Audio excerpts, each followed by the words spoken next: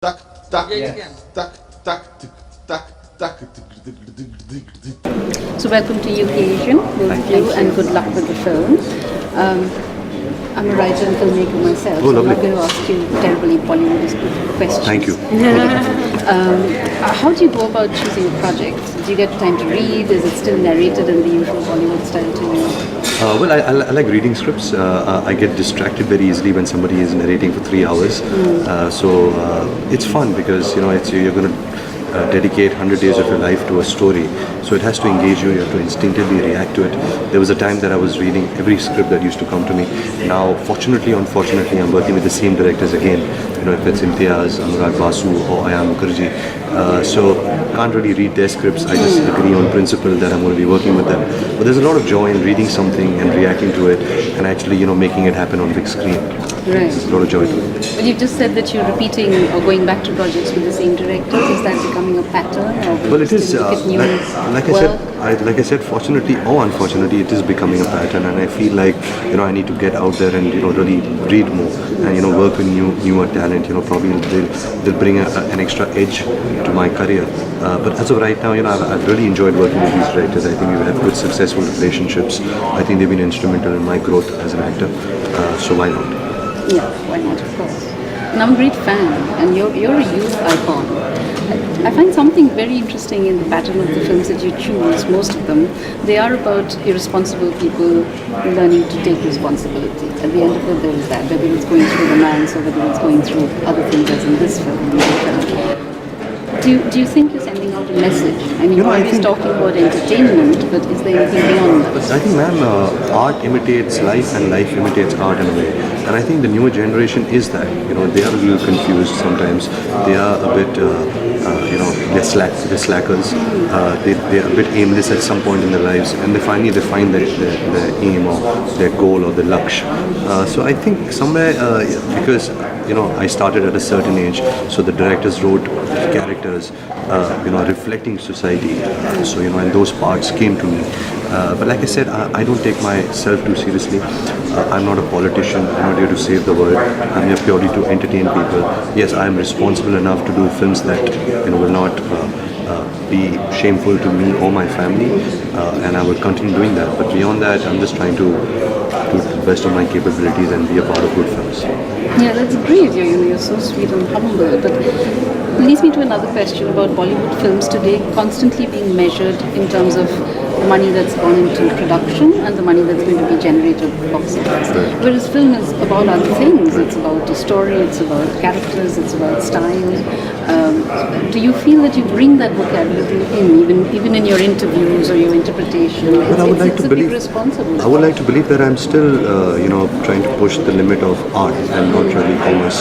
I think commerce is more spoken by, the producer, the distributor, and today because of social networking platforms, like Twitter and Facebook, everyone has become a trade analyst. Everyone's predicting what this movie is going to do. Is it going to touch 100 crores? Is it going to beat this one's record? Of course, filmmaking is an expensive medium, and the fact that it makes that much of money, it means you're recovering your costs. A lot of people in the industry are making money. The economy is growing, so it's a good thing. It's not a bad thing. It's not drainage of economy. But having said that, I would like to believe that I'm still an actor. I still concentrate on just the acting part of my process and not the commerce. So what was special about this project? I think because it was simple. It was something which I hadn't done. I was coming with two intense characters like Barfi and Rockstar. Yeah, Jawani Diwani was of course more urban.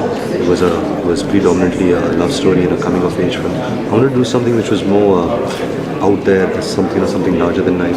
I hadn't tried the genre, so I think it's my first attempt, but don't know if I'll be successful or not. And this is really going to the B and C. Well, of course, films like this reach out to a larger audience, and it's very important as an actor to grow your audience, and test, what kind of roles are they willing to accept me. And I think you constantly have to take that risk and constantly try your audience.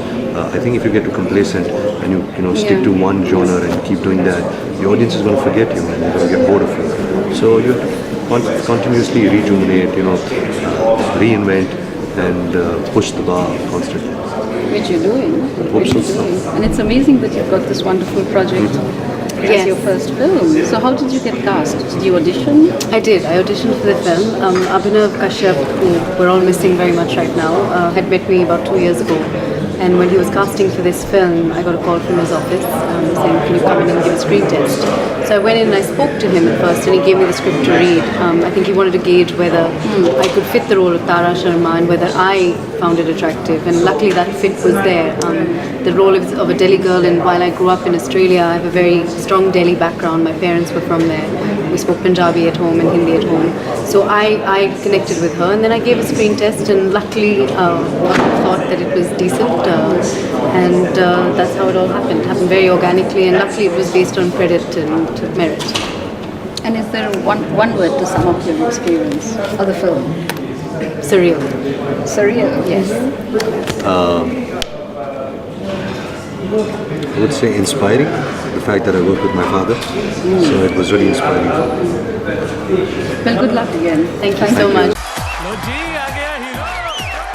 बड़े बाल है तेरे नंगा हुआ तो काहे की शर्म माई बाप नहीं ना कोई धर्म टेढ़े मेढ़ों से कड़क सीधे सादों से नरम फन हर फन मौला हर दम लगता है तेरी रगों में खून नहीं रबड़ी दौड़ती है रबड़ी आज सबको दिखाने तू ना तेरा नाम होना चाहिए था बेशरम सबको दिखाते बन बेशरम दिल खोल सीना ताने बन बेशरम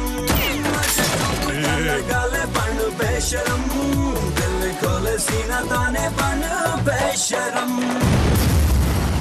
जी आप कौन तेरा पप्पा बबुआ इंस्पेक्टर चुलबुल चौटाला और यो तेरी अम्मा हेड कांस्टेबल बुलबुल चौटाला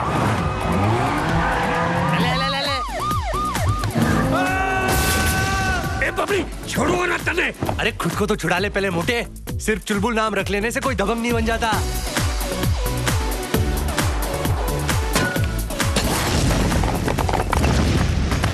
हमारे धंधे में गलती की सिर्फ एक सजा होती है मौत मुझे क्या पता नहीं है पिक्चर मैं भी देखता हूँ भाई साहब